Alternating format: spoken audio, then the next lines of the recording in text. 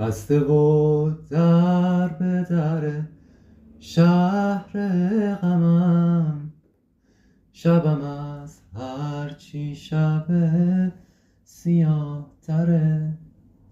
زندگی زندون سرده کینه هاست، تو دلم زخم هزار تا خنجره.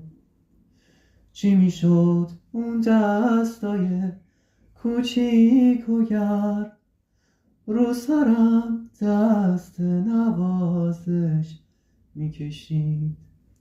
بستر تنهایی و سرد منو بوسه گرمی به آتیش میکشید. چی میشد تو خونه کوچیک من، غنچه های گل هم نمیشد.